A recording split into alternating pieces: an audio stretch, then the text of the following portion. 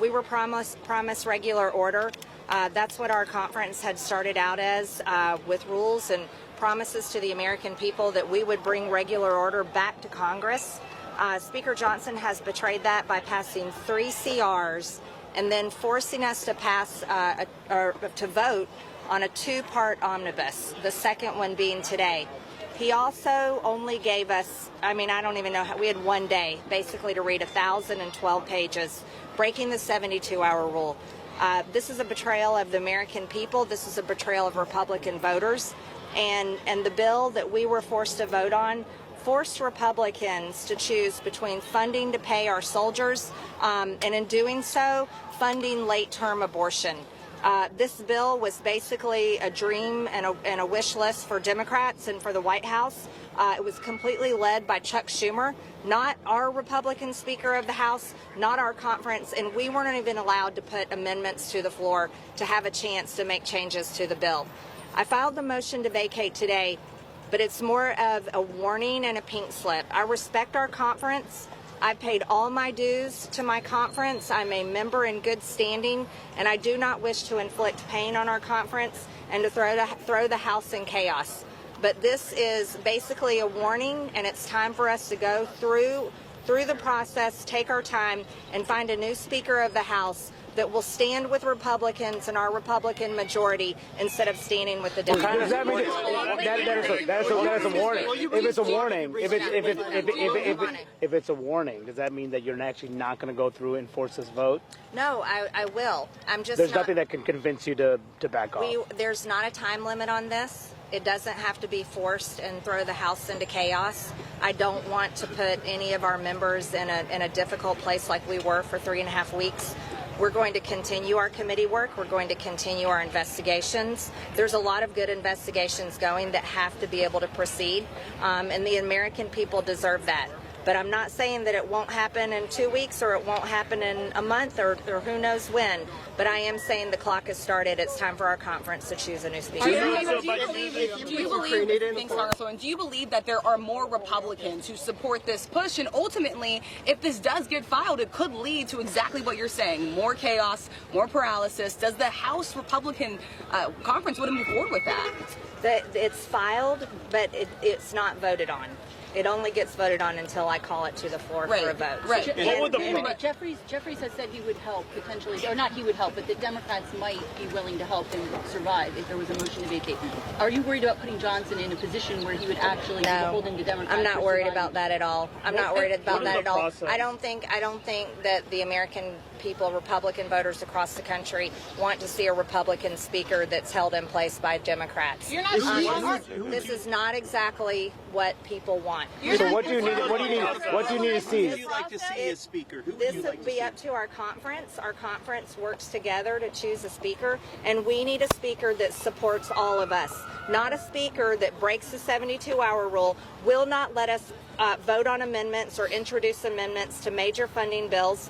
This right now, do you want to know the video that everyone is watching today? It's the illegals rushing our border, military-aged men running over Border Patrol, running over the Texas National Guard, and Mike Johnson, the Republican Speaker of the House, handed over every ounce of negotiating power to Chuck Schumer and the Democrats and went ahead and funded the government. When this was our point of leverage, Republicans had the power of the purse. This was our power. This was our leverage. This is our chance to secure the border, and he didn't do it. And now this funding bill passed without the majority of the majority. This was a Democrat bill. This is a Chuck Schumer bill. This is a bill that Joe Biden cannot wait to sign into law, and it is a betrayal of the American people. Here's the problem. Right now, Americans are watching the border. Women are being raped. Women are being killed. Illegals are squatting in people's homes and then killing them when they come to take their houses back. That's just what happened in New York.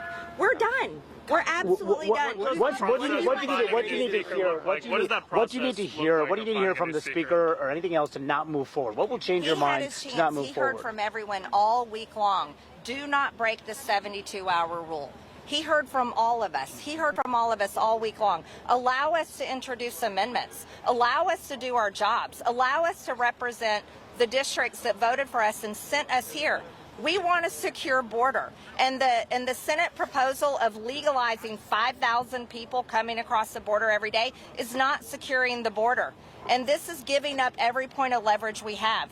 Also, forcing Republicans to vote on full-term abortion funding in order to fund our military is a complete betrayal of all of our values, and our voters don't want us to be doing that. What does the process of finding a new speaker look like? When do you plan to call this resolution to the floor? Again, I don't have a timeline. That will be a rolling issue that we'll be judging and making decisions by. But I assure you, I'm not the only one. I have support on this from others in my conference. And I'm not introducing this to throw the House into chaos. Committees will continue doing their work. Investigations will continue. I support my conference. Again, I have paid all of my dues to the NRCC and then some. I support Republicans holding the majority next conference, but we need a Speaker of the House that knows how to negotiate, knows how to walk in the room, knows how to hold the line, and knows how to defend America first and the values and the policies that President Trump will bring to next. You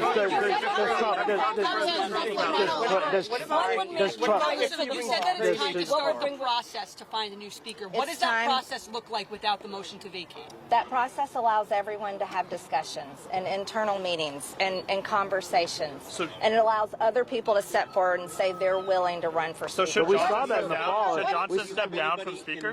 That you would like to see as not at this time. I want to have conversations, and I want to hear from others how they would have handled it. Have you talked to Trump? Have you talked to Trump about this? I have not talked to President Trump about this. You said there's more support from Republicans. How many Republicans? You would need. I won't give you a number, but I've talked to many who probably won't go public, but silently they're breathing a sigh of relief. Everyone is. You can look at the numbers and the votes of this. This bill was passed without a majority of Republicans. This is a Democrat budget, and it was passed by Mike Johnson. Should Johnson step down? Should Johnson just step down?